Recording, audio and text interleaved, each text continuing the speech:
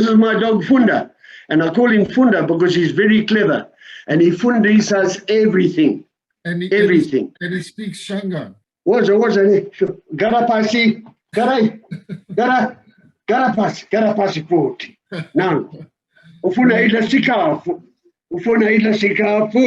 Now kukhona le. Now.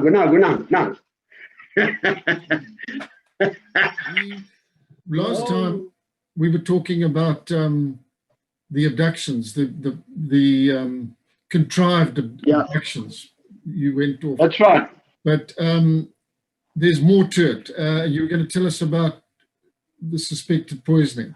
Well, just very briefly, what happened was at the Mtatengwe, where I was being transferred through. This is prior to when I was up on the Gomo there. While I was there, the locals really climbed into me, and I started to, apart from the injuries I sustained, I started to get very ill, and I was getting weaker and weaker. And as we were moving forward to the area where Shelton Chidoro was going to meet. Now, this was the guy who put the word out to the people that I want that Mlungu. I want to fix him up, because this would have put feathers in his hat. Yes.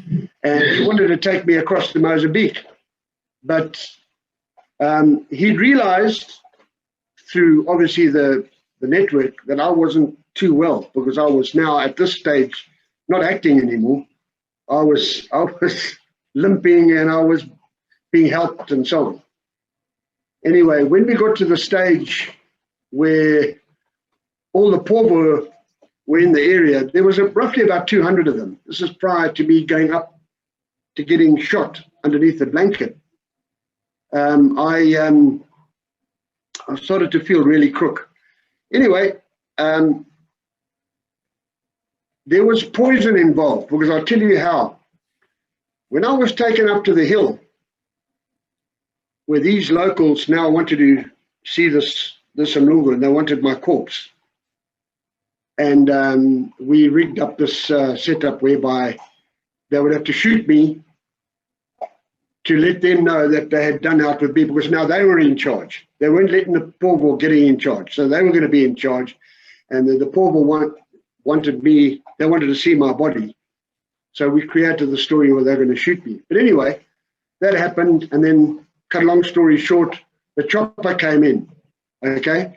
Instead of the fire force to keep my my group authenticated, they brought in a chopper, as I said before.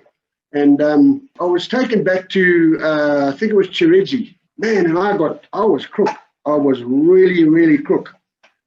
And there was old Roger Blaylock. He was a surgeon, a very good surgeon. He happened, apparently this is the story, because I was so ill, I was lying in bed there, and they called my wife at the time from Salisbury to come down to Chireji to sit by me, because I think they thought I was going to wafa, you know. And me not being really aware what was going on around me, Roger Blaylock realized, being a friend of mine,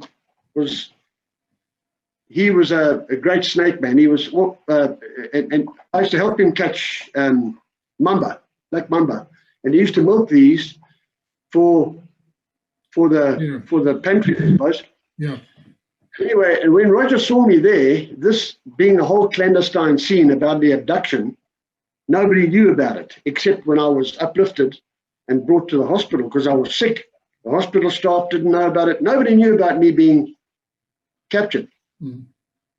So Roger, he was surprised to see me there, and he asked questions apparently, and he said, this guy, and he went into it as to why I was so sick, and nobody knew why I was so sick. They could see where I'd been beaten and bruised and bleeding, but there was something, I suppose my vitals or something weren't 100%. Anyway, he came up with the conclusion that I had been poisoned. Now he works with poison all the time, this guy. He knows poisons. And he hit onto the fact that no, well, he's, apart from his other injuries and that, he's been poisoned. This man's sick, very sick. So me not knowing all this, because I'm in hospital, apparently the story goes that he had come up with an antidote. They tried a whole lot of things, and he came up with an antidote, and I started to react positively towards the antidote. And that is how I got over this poison, which was obviously poison. Did he manage to? Did he have any idea what the poison was? What they used? Didn't know, because to this day, I battle with that, and to this day I've been trying to find out from a few people. I don't know if I want to mention their names in here, but it's very hard to pinpoint on something. The locals could have poisoned me from muti, from the vegetation, and I do remember at one time I was thrown a blanket, which was apparently pulled out of the shop in the Mtatengwa area. Now, we don't know now whether this blanket was contaminated or whether it was the muti from the Gangen. So as time went on, I got better and better and better. But I always had a suspect about this blanket. And of course, your mind, when you get so sick, your mind wonders about what the hell it could have been. And that's what I wanted to just point out, that I was very, very, very ill because of that particular point of the abduction. And that Roger Blaylock, who unfortunately is no longer with us, he's passed away, was there, and apparently he had alerted somebody about an antidote, which proved that my condition was getting worse because I was poisoned and I was reacting to the poison. Interesting. So I just wanted to highlight that because I'm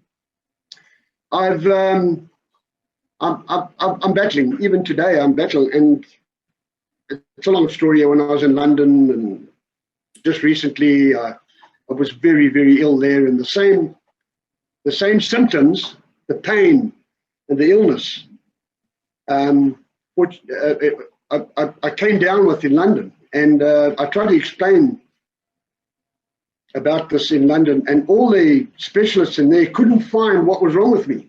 But yet I was very, very ill. I was in fact in a wheelchair. I had to buy a wheelchair to get home in. So that's another story. But I needed to point out, as part of our story as Rhodesian soldiers, there was a lot more, I think, to that scene than meets the eye. Now, whether people can confirm positively or whether it was just by chance that these locals, because these locals wanted me dead. That was what they wanted. And they could have poisoned me because of it. We'll never know. So I just wanted to highlight that. Wally, let's move on. I want to talk to you about some of your reconnaissance work, because I know you did a lot of pseudo stuff, but then you also did quite a lot of reconnaissance work and quite a lot of time in Zambia. Can you talk us through some of those? Okay, there's one scene that I'd like to highlight, which I think is quite significant to a lot of people who hear this in Rhodesia. Andy Samuels, I was working with Andy Samuels at this one time, and we were based in Kariba, and he deployed me into Zambia. And what we were to do was to reconnoiter a camp. It was a camp which was used as a distribution camp, when apparently the hint that I'd got and what we had recce from the air was this camp. Vehicles used to come down from Lusaka and transport the comrades down to this camp.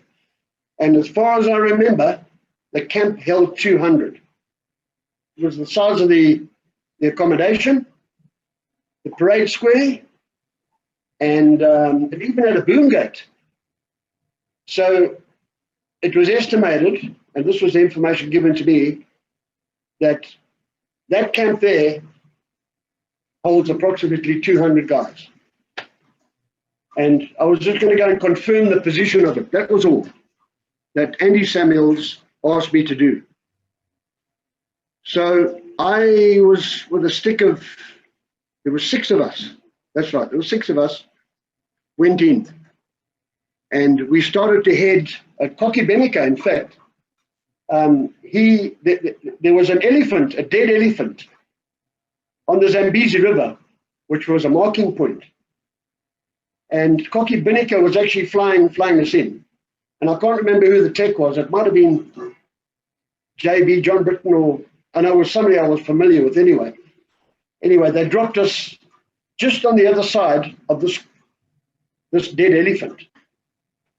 And off we went.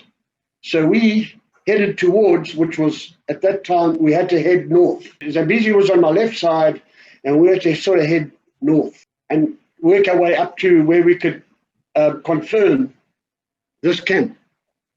That was our task. But I know there was another call sign that was working further down the river. Yeah. And I can't know who it was, but it was an officer. And all I remember was that these guys were caught in the reeds. They were doing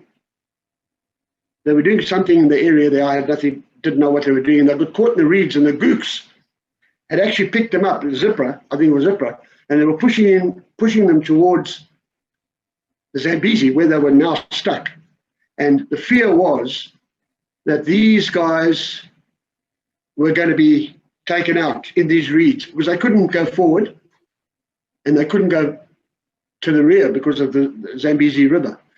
I remember speaking to John Ashburn in London, and he recalled that incident quite well, and he named the officer that was in charge of that lot. But anyway, I'm changing a bit, but this is bringing back memories to me.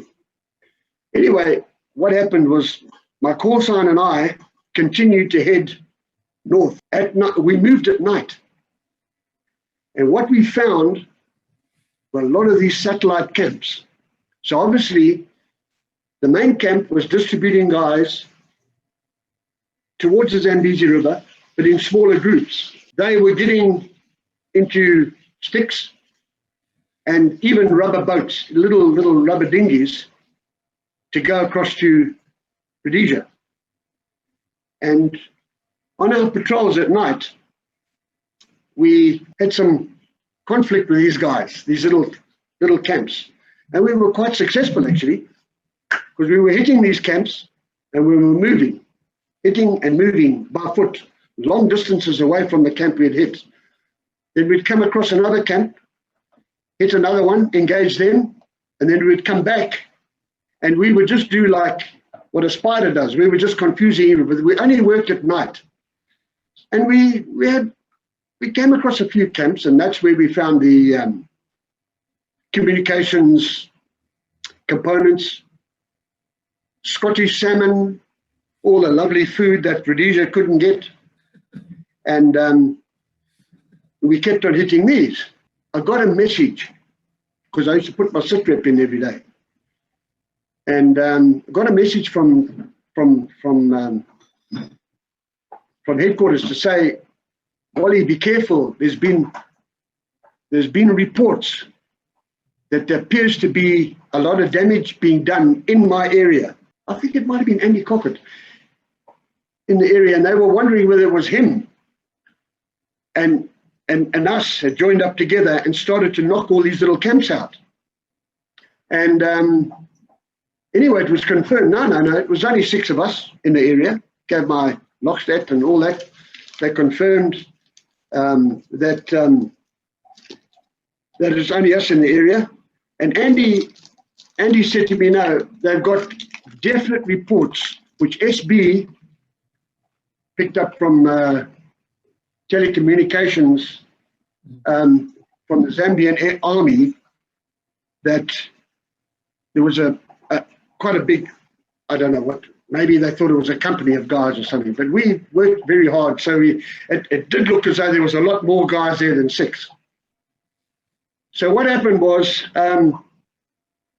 we were warned to keep an eye out for one of our call signs. Maybe we didn't want to compromise, but also that they were going to respond to this group that were operating in that area where I was working. Andy Samuel said, just be careful, get back to me on anything. Okay, so we continued towards this camp. I had no idea where we were as far as distance from where we were to the camp that we were supposed to find. We were going along. One night, I thought I'd heard some motor. We'd known that there was a Bedford, or a vehicle similar to a Bedford, bringing these groups in to the camp, and we didn't quite know how far we were. But this one night, I called the guys together, and I said, "Can you hear any mechanical sound, anything like a motor, an engine of any sort?" And they listened, and we listened, and we listened.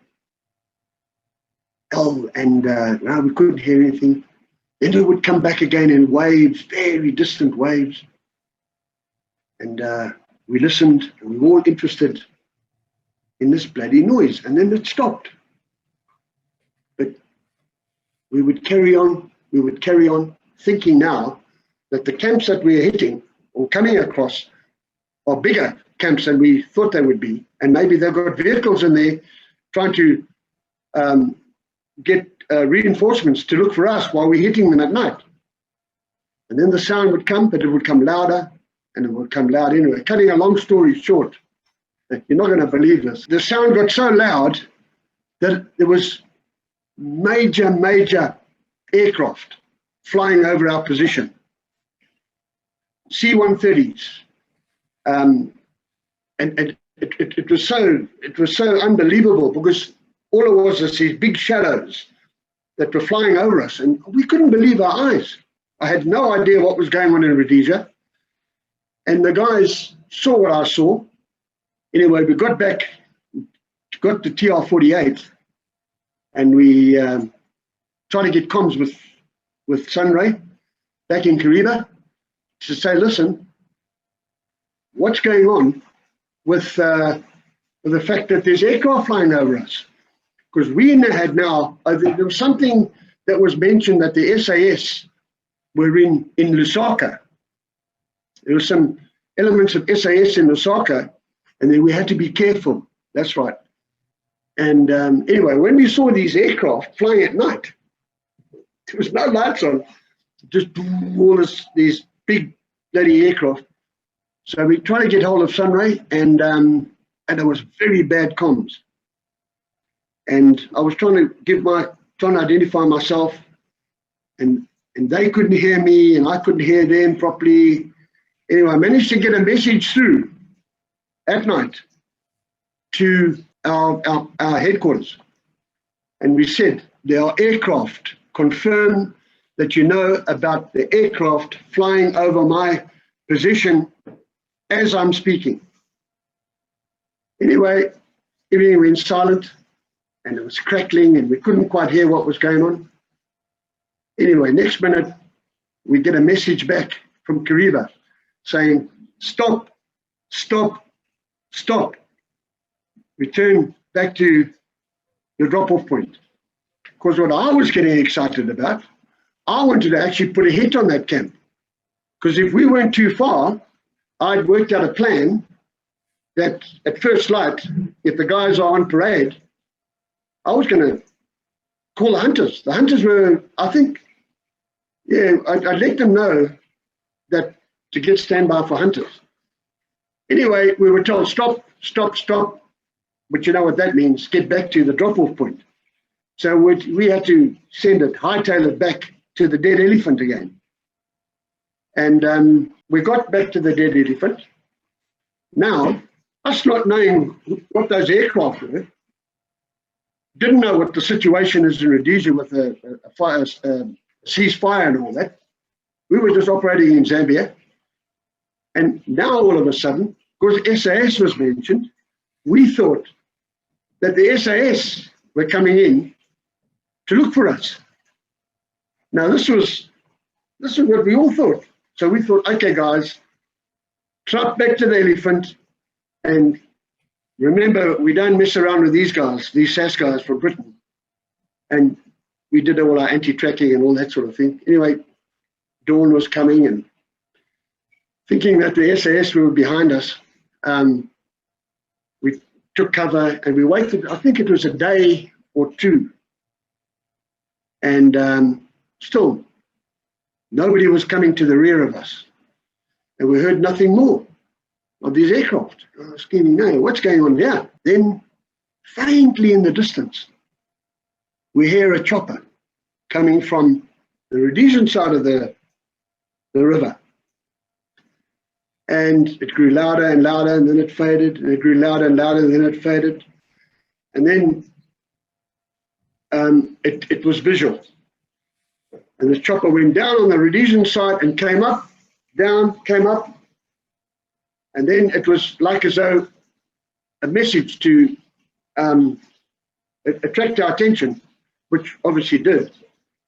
And then the chopper came over and landed on the right, landed near the elephant, and the chopper tech indicated 2 with his fingers like this, 2 to come. So I said, 2 guys off to get onto the chopper. Everything was fine. Okay, now I understood what the communications was for. Got 2 guys onto the chopper, and off they went. And an hour or so, 2 hours, whatever it was, another 2 guys. Chopper came back, same story. Came back, and we gave them thumbs up. It was all clear. Nobody was around us. And now I'm scheming, hey, these SAS guys are on our tails. Yeah. So anyway, 2 guys, another 2, sent 2 guys off. And I was talking to Steve Barnard, who was with me. He was one of my guys on this op, and Des Sinclair as well. Chopper went off, and then after a while, it was getting towards the end of the day now, chopper comes back. The tech indicates 1.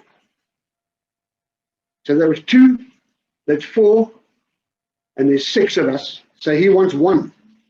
So that means 5 of them have got on the chopper.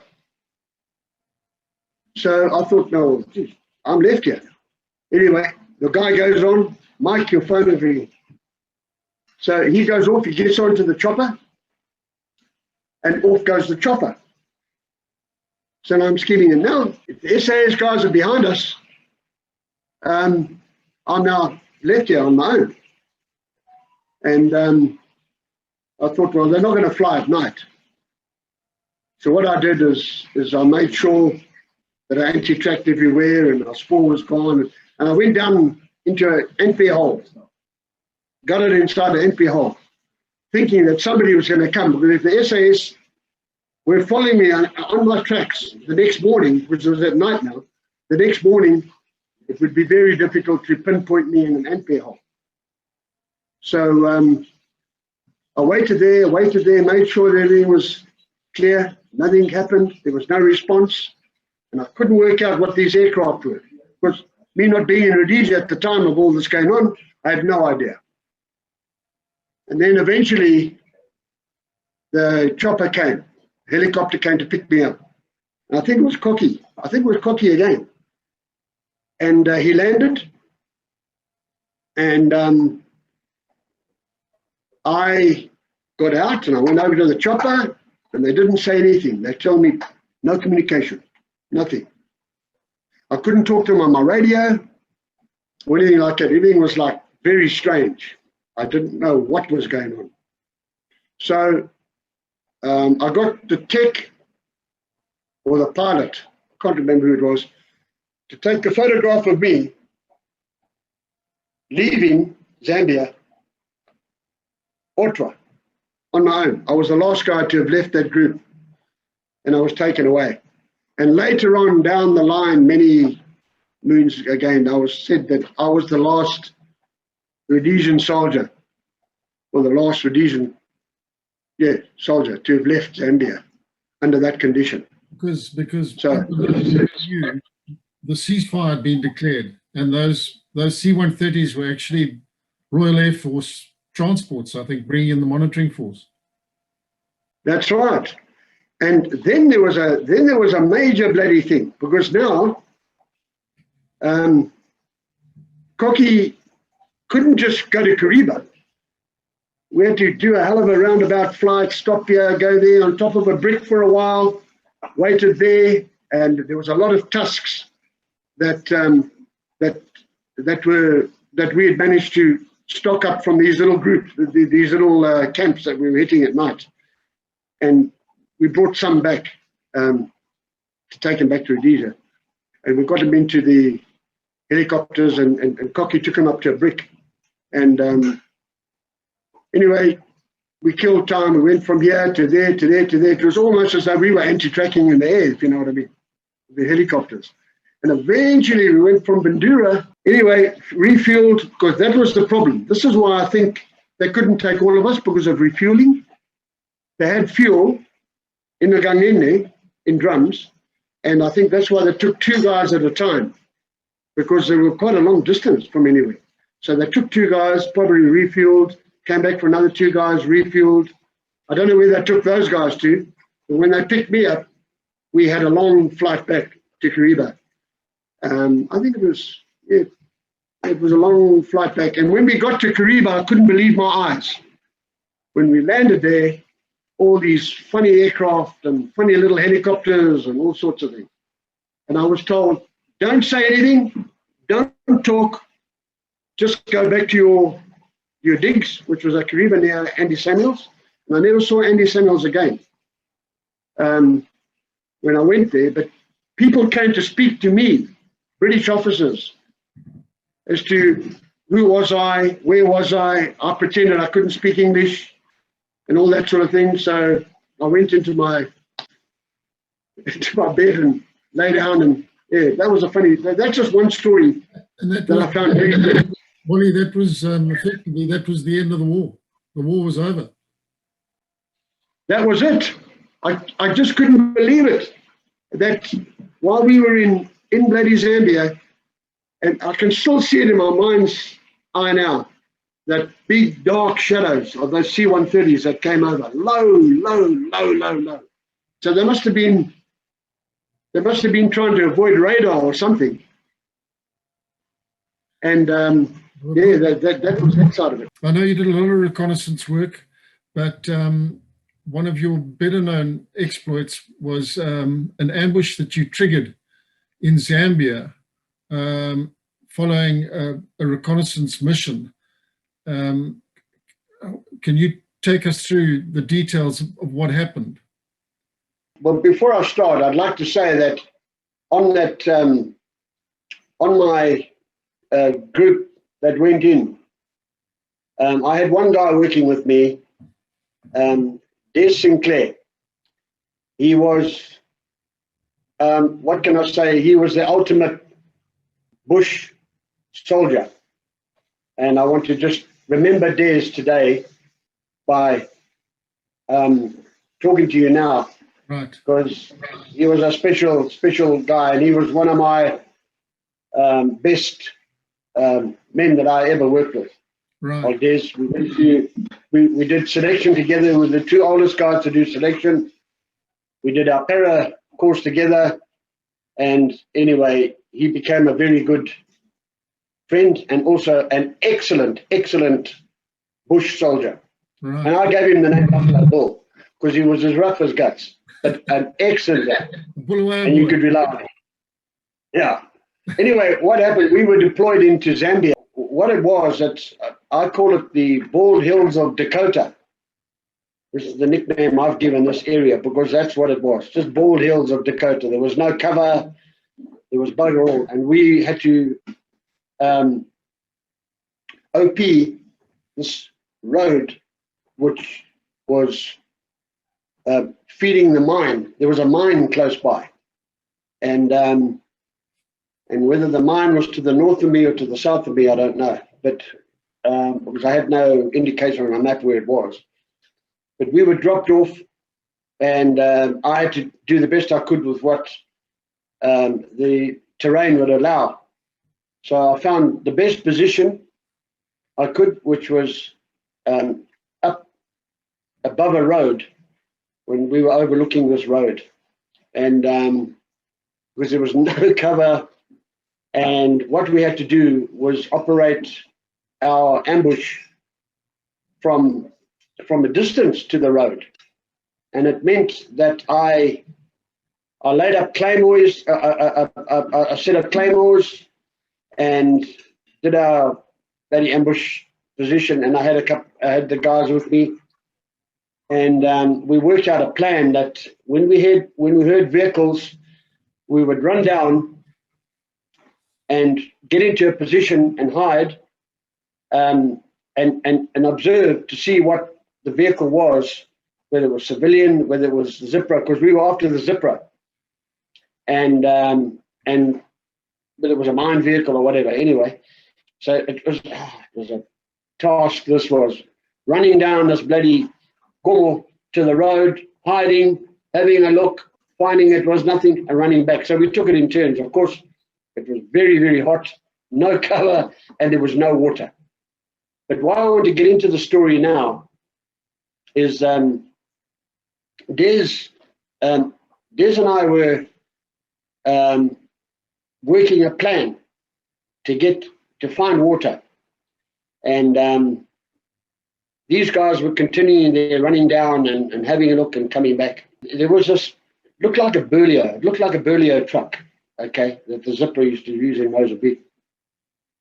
Anyway, to cut a long story short, because I know we don't have too much time, that we sent the guys down, and they came back, and as far as I remember, they identified the Zipper on this truck. But because it was an awkward, there was only two guys to go down and identify the truck. We waited for this truck to come back. That's basically what it was. And this is what we did. So getting into the ambush side, we identified the truck, but we couldn't really identify any Zipper soldiers on the truck that I could see from where I was. And I just had to rely on my guys to feed me back the information to say, yep, this is what we're looking for. This was the target. So this is in fact what happened. All the trucks going back and forth, negative, hot days, flies, no water, short of water, food. It was a hell of a bloody lousy place to be in the Bald Hills of Dakota. I had to bite my tongue really waiting for the time, and then of course the truck came back, it returned, and we identified the truck. So I said to the guys, okay, go down, and if you can identify it as a Zipra vehicle and Zipra, let me know and I'll give you the command. And they identified it. They identified it as a Zipra truck. And I said, right, hit it. And they hit it from point blank range. Point blank range. Bloody claymores were going off, and RPG 7s and RPDs or whatever. Hell of a firefight going on there. There was no reaction from the truck. It was just a major surprise for that truck. Nothing survived.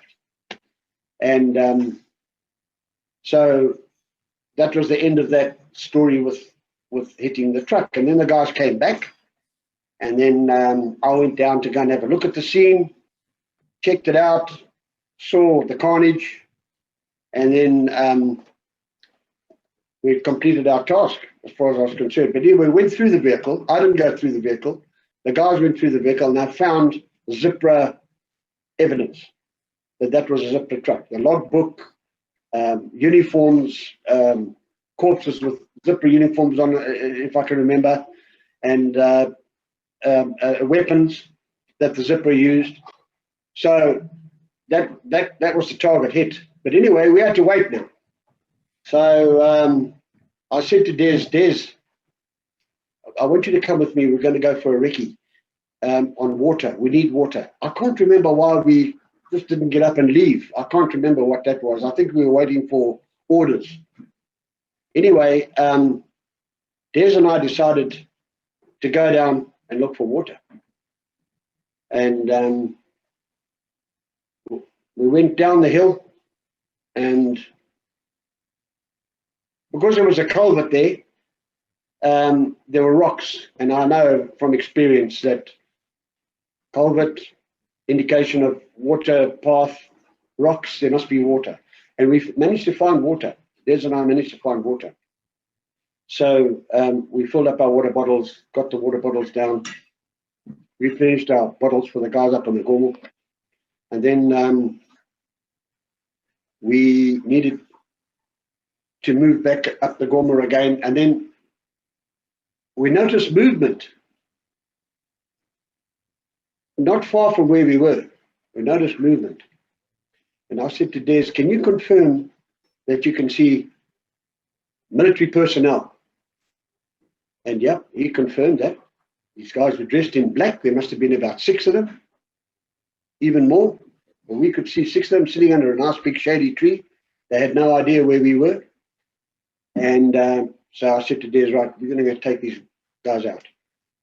And we had to be very careful because we didn't want to blow our position. And we were going to make our way slowly up there. But what we were doing was waiting for Zambian response to what we had hit, the zipper truck. Des and I lay amongst the bodies to wait for these bloody trucks to come, because as we were going to go up and try and engage these guys under the tree, I had my radio, and the guys on the Gormal told us, hey, vehicles are coming. Now this was after a couple of days, and of course there was a hell of a stench at that time. They indicated a vehicle was coming down from the north.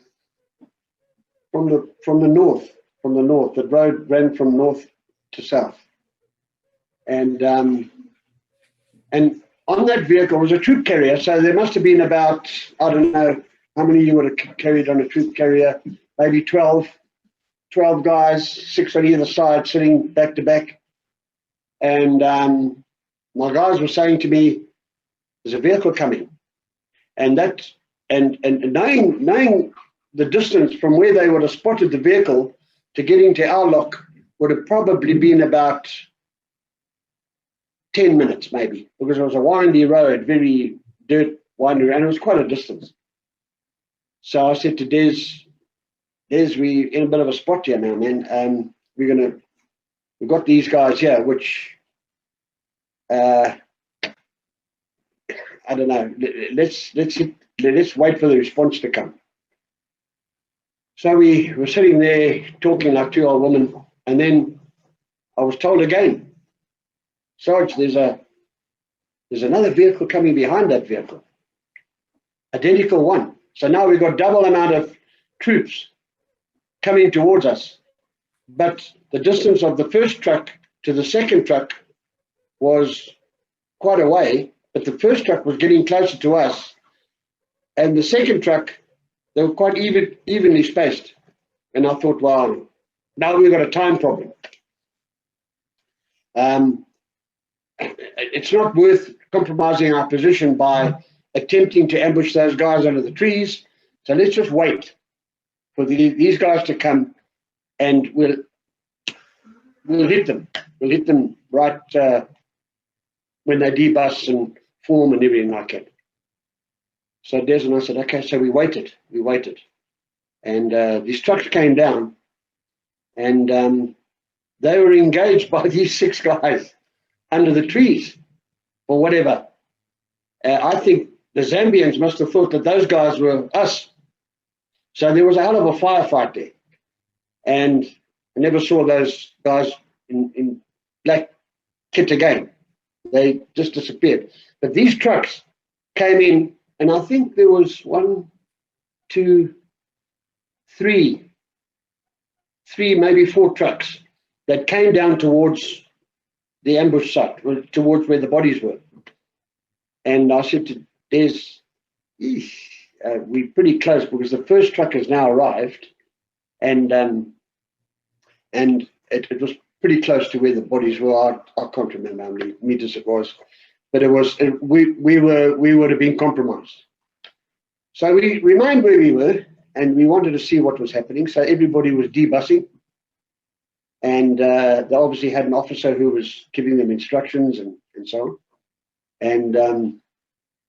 And I said to Des, right, okay, we'll just wait and see what happens here. What they're going to do. You lying there in amongst the bodies? Yeah. Okay. Yeah. Right. And now we want to see what these guys want to do. So obviously somebody wants to come up and have a look or whatever. There was a Land Rover that came down, and they mortared 4 positions from where they were. Right. And Des and I now found that we were now pretty close to too many people, and we could get compromised so easily, and we were just going to get taken out. So Des and I decided to get up and bolt towards our position, because that was the only position that we could find cover, because it was a hill, and we couldn't really run anywhere else. Couldn't run along the road. We didn't know what the story was. So Des and I went for the closest cover there was, and that was towards the hill, towards the foot of the hill. So we up and we buggered off there, and that's when everything let fly. Then they let us have it. It was a very similar scene to, if you've ever seen that movie Butch Cassidy and the Sundance Kid. The end of that story was what I'm describing to you now, because there was bullets flying everywhere. Trees were getting bloody chopped down. Everything. My radio got shot. So now I had no comms with the guys up top. Now those guys that up top would be able to confirm today to me, if I ever met any of them, or what they saw, because I didn't know what they saw, but I knew what was going on. So Des and I, we managed to find a little donga, and we jumped into this donga, and of course you can imagine the adrenaline was going like mad, and on Des, he was a smoker, and I couldn't handle smoking. None of my guys knew that Sergeant Inch, you don't go and smoke with our Sergeant Inch. But anyway, Des had his cigarettes with him, and all he wanted to do was smoke. I said, listen, Des, we're fighting a war here now. Let's just concentrate on what we're doing. Anyway, cut long story short, we jumped into this donga, and we were sitting watching these guys looking for us, and they were putting firepower down in various spots because they saw us run and disappear. So they didn't know where we were, whether we were in a donga, lying flat, or whatever. Anyway, they're putting firepower down on certain spots, and they had picked our donga, but not knowing it was a donga, because you couldn't see it was a donga from where they were. But anyway, rounds were going over, and I said, Des, they don't know where we are. Let's just sit still. So that's what we did. We just sat there, and we said, now let's work a plan.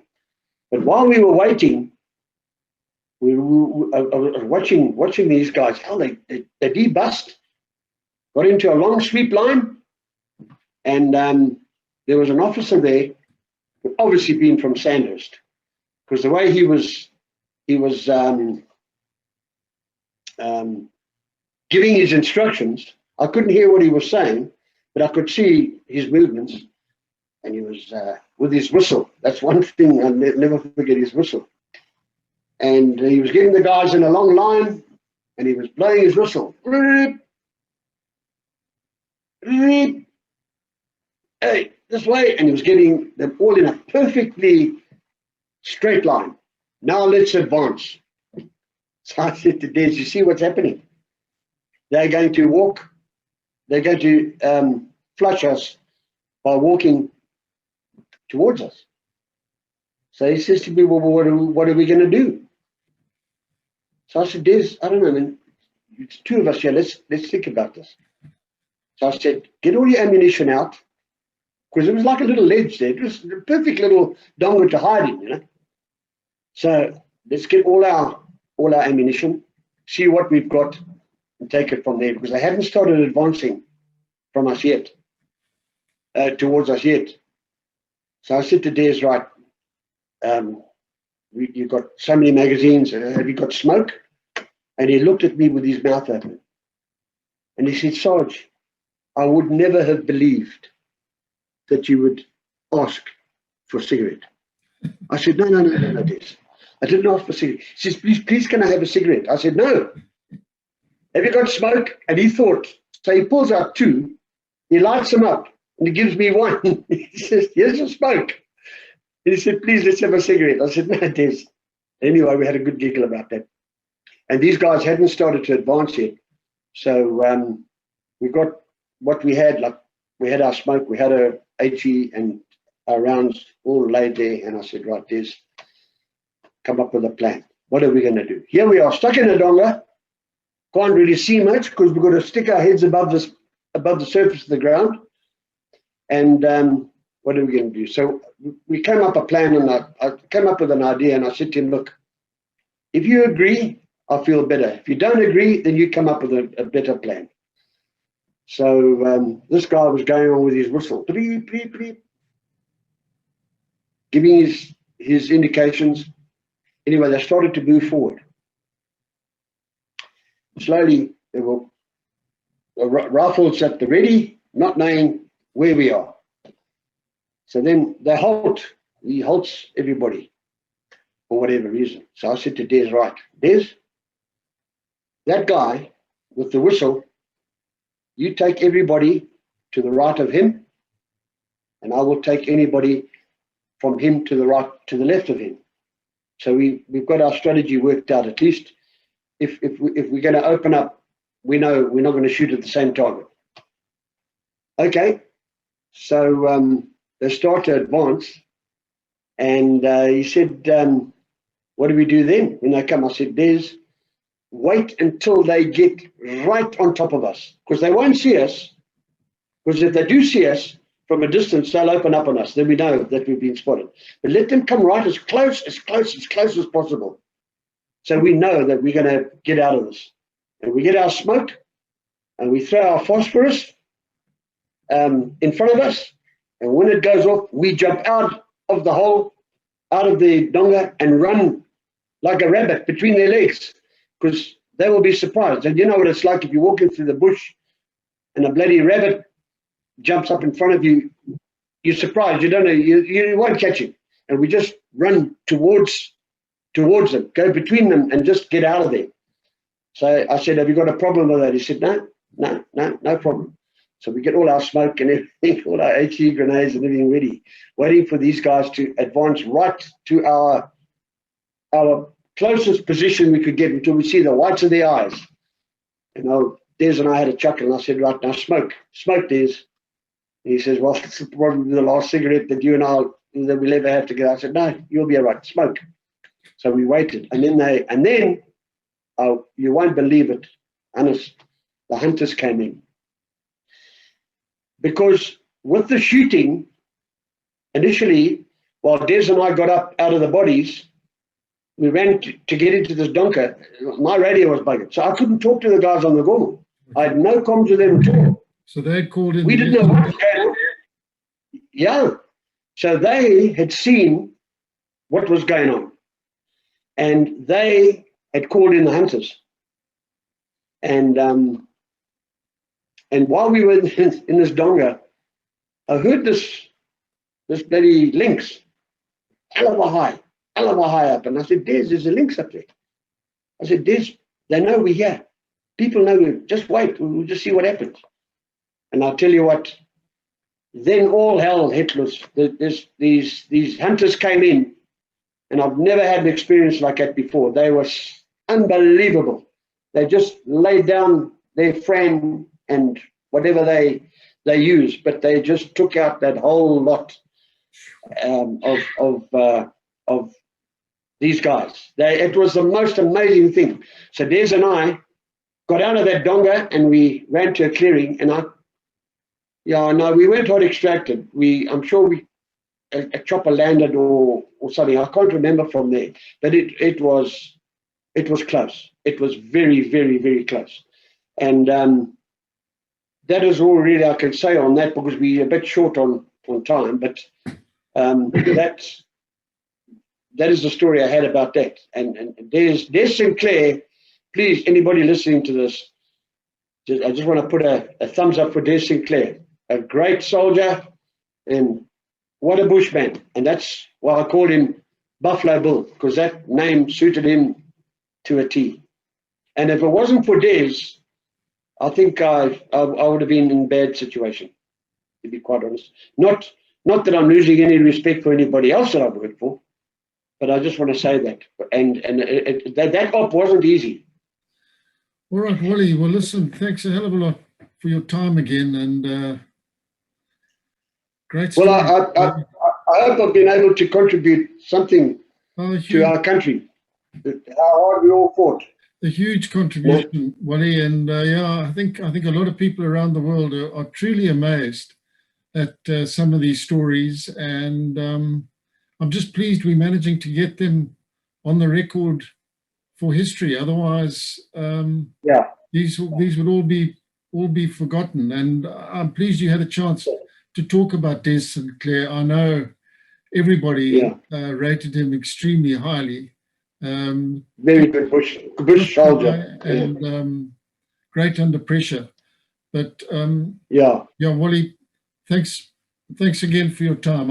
I really appreciate it. Okay, Hannes, what I want to say, what I would like, if anybody remembers any of these scenes that I've been on, and they can contribute to clarifying a lot of things for me.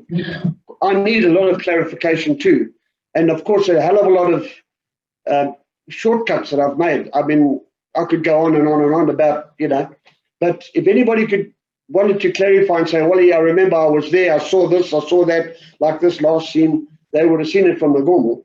And for them to call in the hunters to take the initiative, they must have seen a hell of a lot more than what I saw. Yes. And they knew Des and I were in big trouble. And they did the best thing, Yeah, so... Hell of a story. Yeah, thanks very much, guys. Thanks to all of you. Thank you, Wally.